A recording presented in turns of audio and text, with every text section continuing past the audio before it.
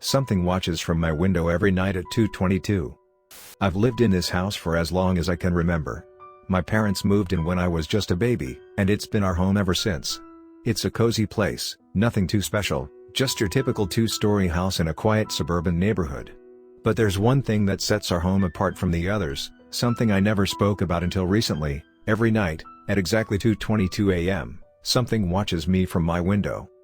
I've tried to convince myself it's just my imagination, a trick of the night, but deep down, I know it's real. No matter where I am in the house, or even if I'm asleep, I always wake up at 2:22, and I feel its gaze. A chilling, prickling sensation crawls up my spine, making the hairs on my neck stand on end. And that's when I know, it's watching. The first time it happened, I was 7. My parents had just tucked me in, reading me a bedtime story, and kissed me goodnight like always. But that night was different. I woke up in the dark, disoriented, my small body stiff with fear. Something was wrong. I sat up in bed, my gaze drawn to the window directly across from me. And that's when I saw it, a faint outline, barely visible against the shadows, standing just outside my window. I couldn't make out any details, just the vague shape of something tall and thin, like a person but not quite. The darkness outside made it hard to tell, but I could feel it staring at me, its eyes boring into me through the glass. I told myself it wasn't real. It was just a shadow or a trick of the light. I dived under the covers, too scared to look again, and squeezed my eyes shut. But the feeling of being watched never went away. I lay there for what felt like hours, my heart pounding in my chest, until I heard the soft chime of the clock on my bedside table. 2:23. And just like that, the sensation vanished. I cautiously peeked out from beneath the blankets, and the window was empty. The thing, whatever it was gone. The next morning, I told my parents what had happened. They didn't believe me. My dad laughed and said I'd had a bad dream, while my mom assured me that nothing could hurt me. "It's all in your head," she said with a smile.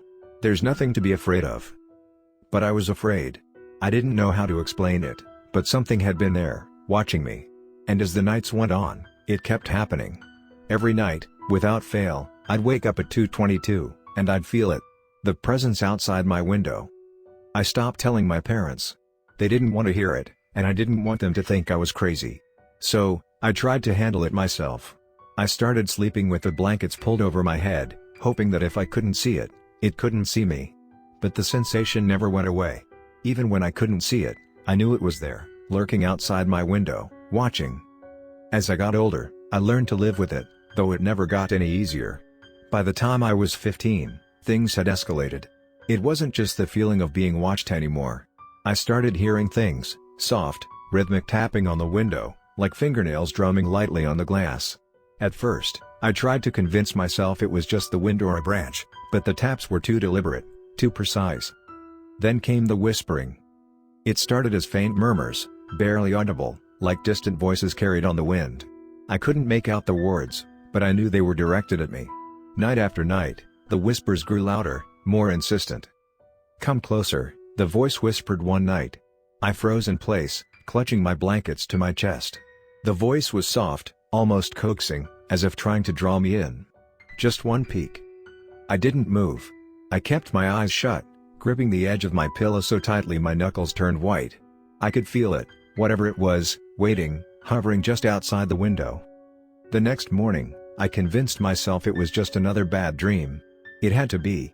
But the following nights proved me wrong. The voice came back, night after night, each time more persistent than the last. "Look at me," it whispered.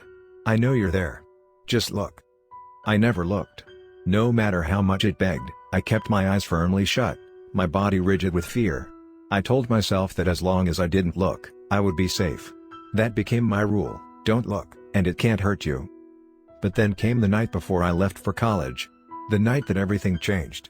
I had spent the evening packing up my room, trying to ignore the creeping dread that gnawed at my insides.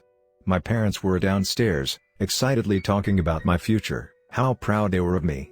They had no idea about the terror I had faced every night, the dread that grew as the clock ticked closer to 2:22. That night, I couldn't sleep. My mind raced with thoughts of leaving home, of finally escaping whatever haunted me. But when 2:22 came, the feeling was worse than ever before. The air in the room grew thick, heavy with a presence I couldn't see.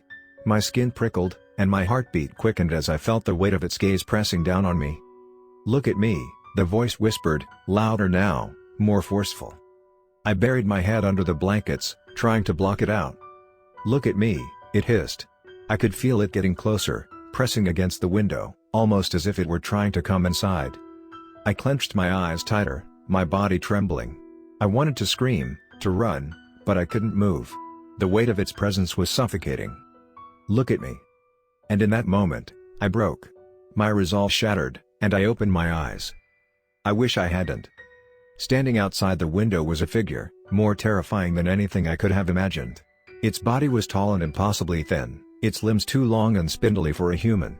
Its face, if you could call it that, was a grotesque, twisted mockery of a person's, with features stretched and distorted like something out of a nightmare. Its skin was pale, almost translucent, and its eyes were nothing but dark, empty voids. And yet, I knew it was looking at me. Staring into me. The thing grinned, a wide, unnatural smile that stretched across its face, exposing rows of sharp, jagged teeth. I couldn't move. I couldn't scream. I was frozen, trapped in its gaze, as time seemed to stop around me. The figure's grin widened as it leaned closer to the window, pressing its face against the glass. And then, just as quickly as it had appeared, it was gone. The clock read 2:23.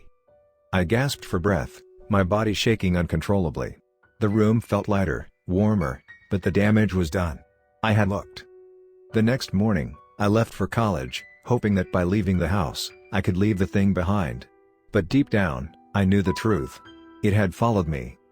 The first night in my dorm room, I woke up at 2:22 a.m. I didn't need to look. I could feel it, watching me from outside the window, just like before. It had found me again. Things got worse after that. Now, it wasn't just standing outside the window. Every night, I heard it, scratching at the glass, tapping, whispering. "Let me in," it said. "Just let me in." I tried everything to get away from it.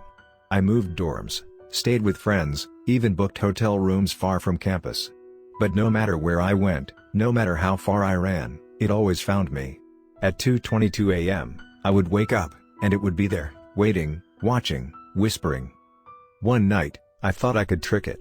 I booked a room with no windows, no way for it to watch me. I thought I was safe. But at 2:22, I woke up to the sound of soft tapping. This time, it wasn't on the window, it was on the walls. I felt it there, inside the room with me, closer than it had ever been before.